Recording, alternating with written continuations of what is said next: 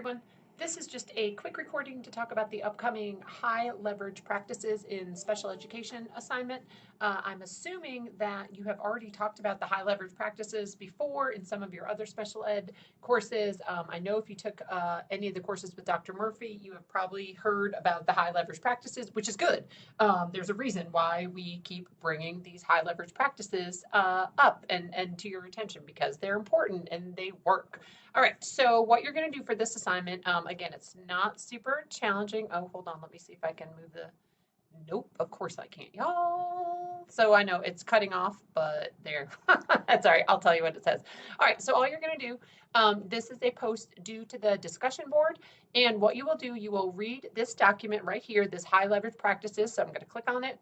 And then let's see if we can move just a little bit. So I know the sizing is all off. I hear you all. I know.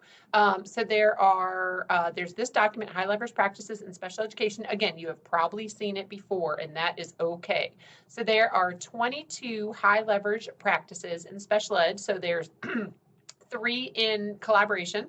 Okay, the next area is assessment, and there's 1, 2, 3 high leverage practices in assessment.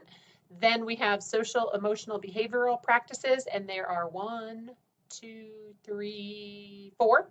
Okay, then we have instruction, and under instruction we have 1, 2, do you like that I sing to y'all? 3, 4, 5, 6, 7, 8, 9, 10, 11, 12.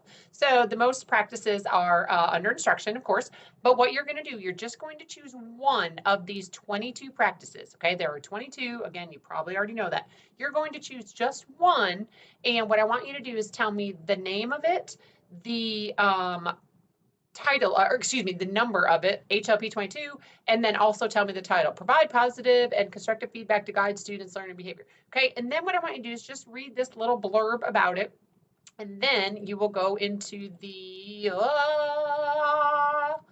do you like how it all turned blue? The things I do for you people, I tell you. Then you will just think about one practice upon which to reflect. You will name the practice. Again, I know it's cutting off. Summarize the practice. So name and number, I should say, right? Summarize it in your own words, and then discuss how the practice could be used in a variety of classrooms to teach students with and without disabilities, to reach or teach. Okay, I think I just said teach, but in right there I have, it says reach. So same thing. Okay, so how can you use that one practice that you choose to teach students with and without disabilities? All right, so what you would do is you'll go then to the discussion tab over on the side, and it's right here. So you'll just post your response right here, okay? Or your post. You do not have to respond to any of your classmates. You can if you want to, just for kicks. You can certainly read through your classmates posts to see which ones they think might be important, but that's all you'll do, right? So pretty straightforward. So under the assignments tab, you will open this document, you will read the 22 practices, you will choose just one, and then remember, you will go into the discussion board and you will name and number the practice, right? So give me the number and the name. Summarize the practice in your own words and discuss how it could be used in a variety of classrooms to reach students with and without disabilities. Okay, pretty straightforward. I just want you to get some more familiarity. I knew I wasn't going to be able to say that word with the high leverage practices. Okay, so that's really the point of this assignment. So it shouldn't take you too long. You might want to print out the document, for your future reference or save it somewhere because I think it's a pretty handy document to have as you're getting ready to go out into your classrooms. Okay, we also have coming up quiz for chapters 9, 10, and 11. And then we have your third instructional activity due as well.